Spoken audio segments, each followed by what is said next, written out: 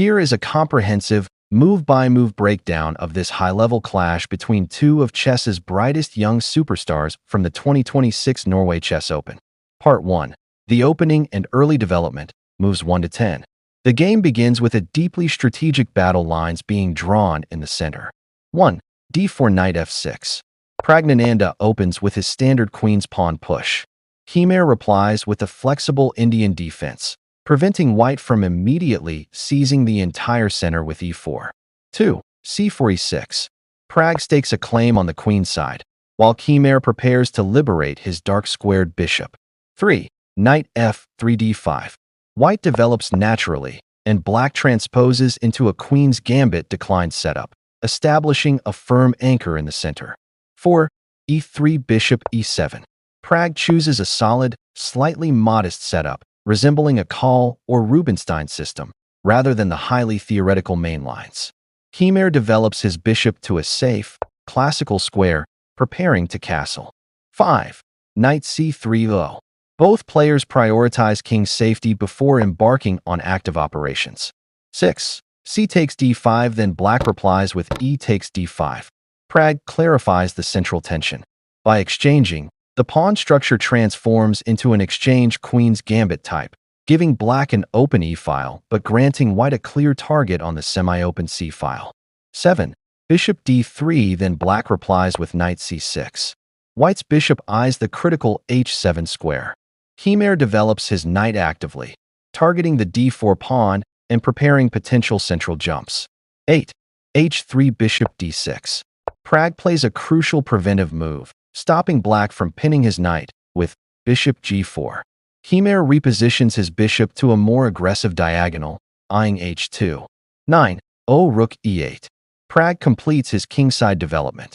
Keymer stakes his claim on the open e-file, which is black's primary source of counterplay in these structures. 10. Rook e1 h6. White reinforces the e-pawn to prepare an eventual e4 push. Keymer copies Pragg's defensive idea, carving out a luft, escape square, for his king and stopping white pins. Part 2. Queenside expansion and tactical spark, moves 11 to 20.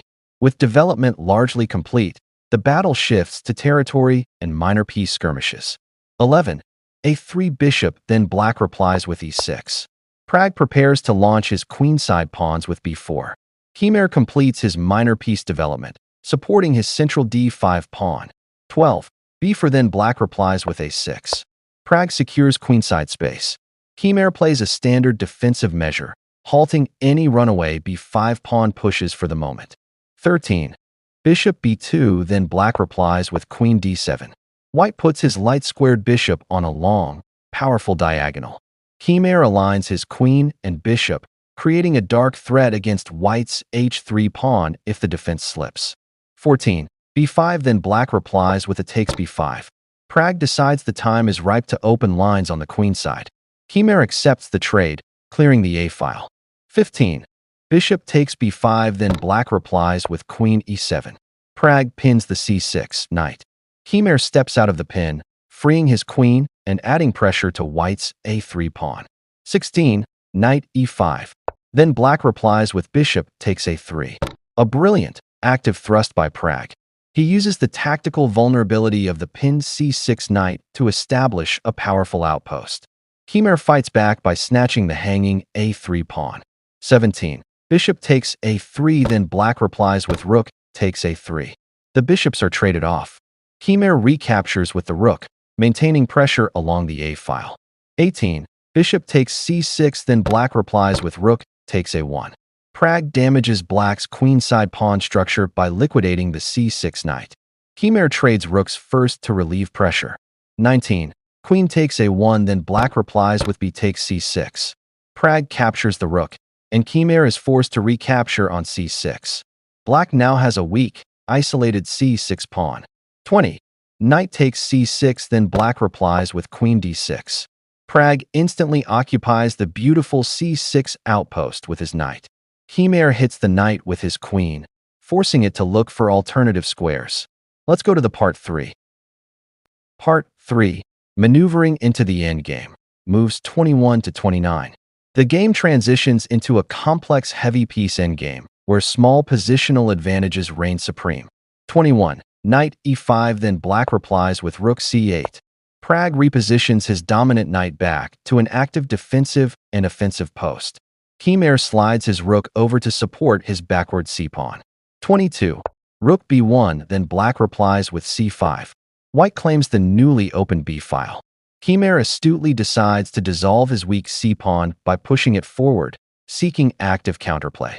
23. Knight b5, then black replies with queen f8. Pragg drives the black queen back with his other knight.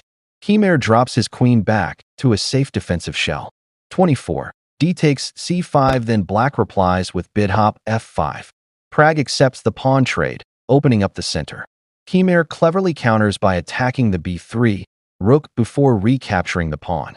25. Rook b3, then black replies with queen takes c5. Pragg steps out of the bishop's glare. Keymer finally wins back his pawn, restoring material balance. 26. Knight d4, then black replies with queen c1 check. Pragg places his knight on an absolute monster of a square, d4, dominating the center. Keymer seeks to neutralize White's attack by offering a queen trade. 27. Queen takes c1, then black replies with rook takes c1 check. Pragg obliges. The queens leave the board. Keymer recaptures with check, activating his rook deeply into White's territory. 28. King h2, then black replies with bishop e6. Pragg tucks his king away safely. Keymer drops his bishop back to cover his vulnerable e6 and f7 squares. 29. Rook b6, then black replies with rook f1. Pragg targets the weak e6 pawn. Keymer chooses dynamic counterplay, raiding White's kingside and attacking the f2 pawn. Part 4.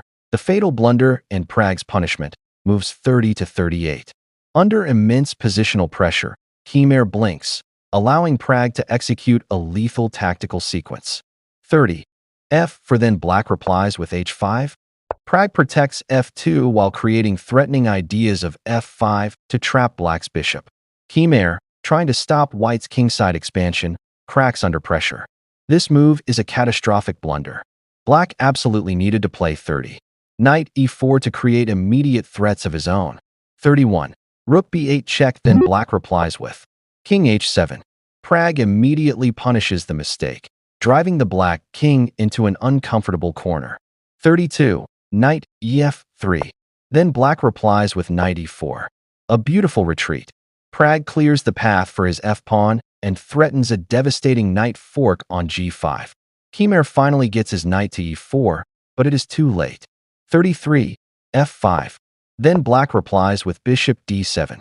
Pragg kicks the bishop, forcing it to abandon its defensive post. 34. Rook d8. Then black replies with bishop a4. Pragg hunts the bishop down. Keymer flees to the edge of the board. 35. Knight e5, then black replies with g6. Pragg increases the heat on f7. Keymer panics under the mounting threats. 35. g5 offered sturdier resistance. Now, black's king's safety collapses completely.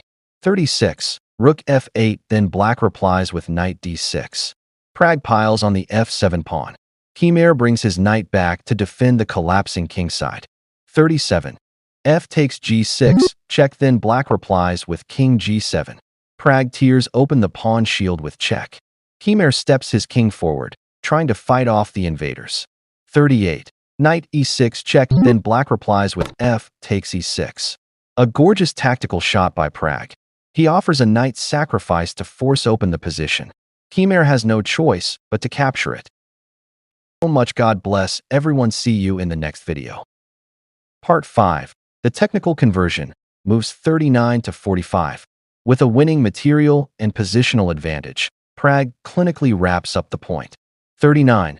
Rook takes f1, then black replies with bishop e8. Pragg snatches the loose rook on f1. Keymer aims his bishop at the g6 pawn, desperate to create any sort of blockade. 40. King g3, then black replies with bishop takes g6. Pragg activates his king, the ultimate endgame piece, bringing it up to support the attack. Keymer finally eliminates the dangerous g6 pawn. 41. King f4, then black replies with h4. The white king arrives on an incredibly aggressive square, completely dominating the dark squares. Keymer pushes his pawn, trying to create imbalances. 42. Rook a1, then black replies with knight f7. Pragg swings his rook over to the open a file, planning to invade from behind. Keymer tries to force a knight trade to ease his defensive burden, but it speeds up the end. 43. Rook a7, then black replies with king f6. Pragg absolute freezes black's setup by pinning the f7 knight to the king. Keymer steps his king up to break the pin. 44. Knight g4 check, then black replies with king g7. Pragg delivers a punishing knight check, driving Keymer's king back into the cage. 45. Rook e7. The final blow. Pragg attacks the pinned, indefensible e6 pawn.